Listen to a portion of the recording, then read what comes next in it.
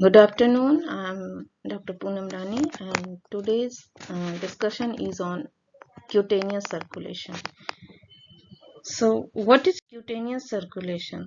The blood supply of the skin is known as cutaneous circulation, but there is a difference between the circulation of the apical regions and the non-apical regions. You can see blood supply of the skin of apical regions, that is fingers, feet, toes, palm, nose, lips, earlobe, etc. is different from the non-apical regions, that is body of the torso. Okay. Apical areas have arteriolar network that exists at the boundary of the dermis and the subcutaneous tissue. Look at the picture there. You can see the arteriolar network or the anastomosis that exists just at the interface of the epidermis and the dermis. The capillary loop here arises from this arteriovenous anastomosis and project to the epidermis. Now, what are the different uh, types of cutaneous blood vessels? These are the cutaneous arterioles, meta-arteriole, and cutaneous capillaries. Cutaneous arterioles are having the dense network just under the dermis. Okay. Meta-arterioles are high resistance conduits between the arterioles and capillaries. While cutaneous capillaries, they provide larger surface area for heat exchange. See, this one is the arteriole and here is the dermis, and these are the capillaries. These are large capillaries which provide a larger surface area for heat exchange. Other vessels are the venules and the arteriovenous anastomosis. Venules are extensive subpapillary venous plexus. They can hold a large quantity of blood, and they play an important role in maintaining body temperature. Arteriovenous anastomosis is present in distal part of the extremities, hands, feet, nose, lips, earlobes, etc. They are wide, low resistance vessels and serve as shunt. They are also important in maintaining the body temperature. Cutaneous blood flow have some characteristic features, and we will be studying about the main function, the resting blood flow, exposure to heat and cold, regional variations, and the blood flow and skin coloration. Okay. Now coming to the main function, what is the main function of the capillary circulation? First, they help in regulation of the body temperature, and the second is the nutritive function. But skin needs very less amount for the nutrition.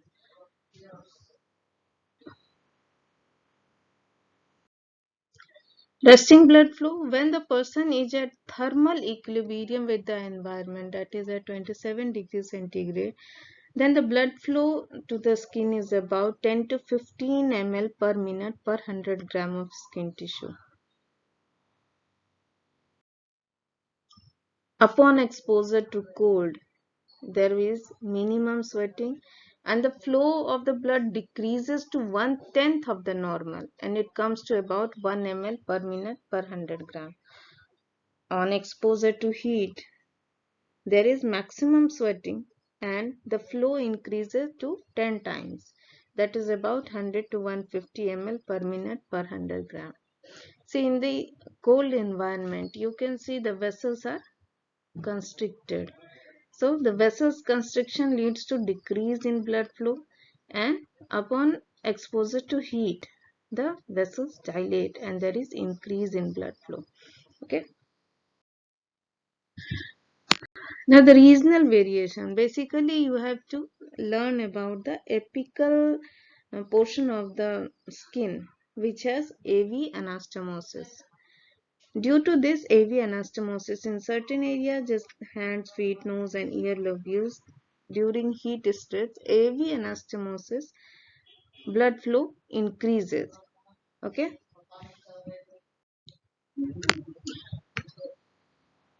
Skin color, as we all know, is because of the presence of the pigment and that also melanin. But skin color is also affected to some extent by the amount of the blood present in your body and the degree of oxygenation. Regulation of cutaneous blood flow. Skin has very less metabolic activity. Oxygen consumption is about 0.3 ml per minute per 100 gram. And the regulation of blood flow through the skin is basically by the nervous control, and the second comes the metabolic control. Nerve supply is particularly sympathetic, and that sympathetic blood supply, nerve supply is vasoconstrictor in action. At rest, cutaneous vessels have sympathetic constrictor discharge. It's more marked on AV anastomosis than other vessels. Parasympathetic supply doesn't exist, so there is no vasodilator effect due to the parasympathetic nerve supply. Vasodilatation is particularly due to reduced sympathetic effect, local bradykinin in sweat glands, and other local vasodilators. Okay, but no vasodilator parasympathetic effect.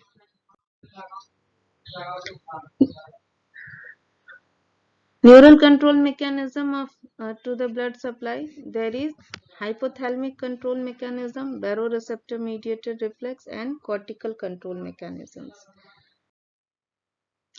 Hypothalamic control mechanism, you can see temperature regulation center of hypothalamus mediate thermoregulation by increase or decreasing of the sympathetic discharge to the cutaneous vessels.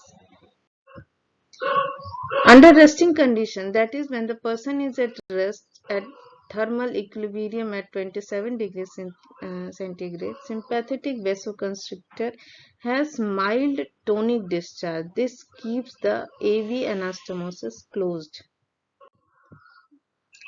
Upon exposure to heat stress, there is an increase in decrease in sympathetic discharge. What will happen? Decreased sympathetic discharge leads to AV anastomosis, cutaneous vessel dilatation. Okay. Sweat gland also activates due to cholinergic discharge. When the sweat glands are activated, there is local release of bradykinin. Bradykinin leads to vasodilatation of the cutaneous blood vessels, and there is increase in blood flow to the skin, and it can come up to 150 ml per minute per 100 gram. Heat is dissipated by radiation, evaporation, and conduction. What happens when there is cold exposure? There is a cold stress, or there will be increased sympathetic discharge, and in turn there will be cutaneous vasoconstriction. Now the blood flow decreases to about 1 ml per minute per 100 gram, and this leads to heat conservation. Now the baroreceptor mediated reflex. What happens during circulatory stress, as in exercise or hemorrhage? There is vasoconstriction. This lead to compensatory mechanism, and the blood is diverted from the cutaneous circulation. Cortical control mechanism. This occurs through the corticohypothalamic pathway to the corticohypothalamic centers, and this activate the thoracolumbar sympathetic bodies, and then finally the skin vessels are constricted. Via the cortical control mechanism, there are two responses are seen. One is the blanching of the skin and the phenomenon of blushing. What happens when you are in fear? Due to fear, there is vasoconstriction through the cortical mechanism. While when you are embarrassed, Then corticohypothalamic control discharge of sympathetic cholinergic fibers to the sweat glands, not to the cutaneous vessels. This leads to increase in bradykinin release and there is vasodilatation. Now there are some types of cutaneous vascular response. These are the white reaction, triple response, axon reflex, reactive hyperemia, cold dilatation, and cold vasoconstriction. When you strike your skin with a pointed object, there will be contraction of the precapillary sphincters and the blood drains out of the capillaries and small vessels, and in turn there is a white pale white strike line will be seen. This appears in about 15 seconds and this is known as white reaction.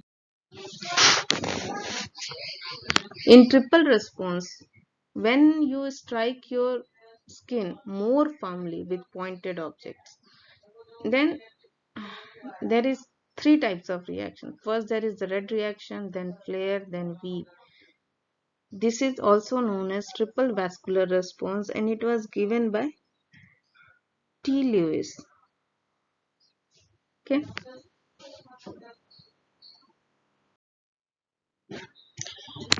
See, triple response have three parts: red reaction, flare, and wheal. Red reaction, as you strike your skin with a sharp object, uh, within 10 seconds you will see red reaction. After few minutes there will be a flare and finally there will be a wheal. You can see red line after 10 seconds. This is red reaction. Flare is seen as diffusely spreading irregular outline redness and then swelling and localized edema. What is the cause? First one is the because of the dilatation of the precapillary sphincter, and when the sphincters are dilated, there will be dilatation of arterioles and precapillary sphincter, and finally there is increased capillary permeability with extravasation of fluid. Control mechanism: red reaction has no neural control, but because of the local release of bradykinin, there is precapillary sphincter dilatation.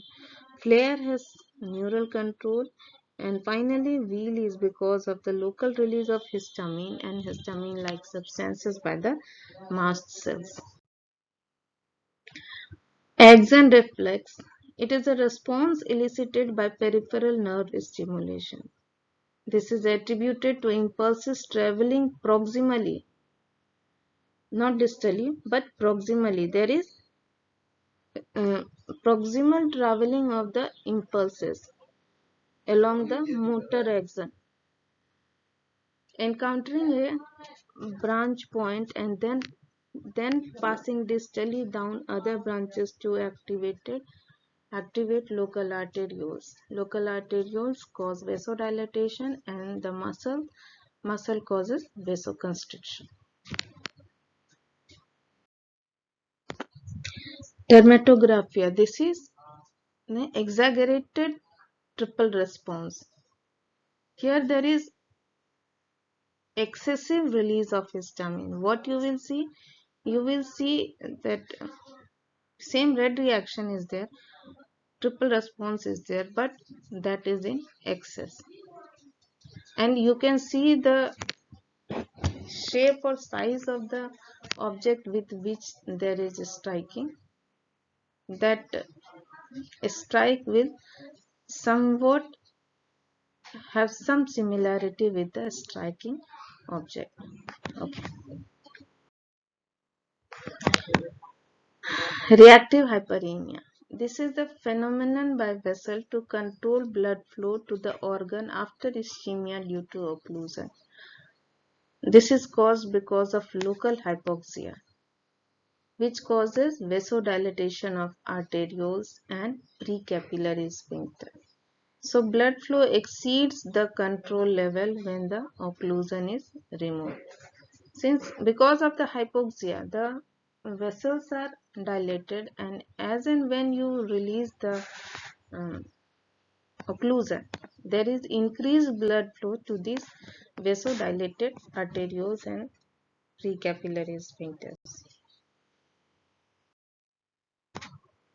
Cold vasodilatation occurs when there is exposure to cold. Cutaneous vasoconstriction occurs due to hypothalamic mechanism, but prolonged and severe vasoconstriction leads to frostbite.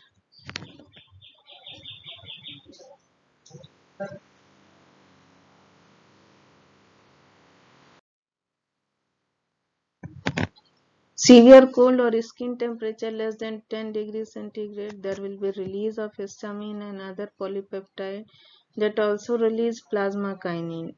Excite sensory terminal via axon reflex. Vasodilatation mainly of the AV anastomosis, and finally there is cold vasodilatation. Cold vasoconstriction. Here also, because of the cold, cutaneous vasoconstriction occurs due to hypothalamic mechanism. On exposure, you can see the fingers are becoming pale. When there is exposure to cold, vasoconstriction occurs via hypothalamic mechanism. There will be decreased nutrient supply, decreased metabolic rate. Unlike in muscle, accumulation of local metabolite is not able to cause vasodilatation, and maximum vasoconstricted discharge, precapillary resistance increases, and finally there is cutaneous ischemia or trench foot.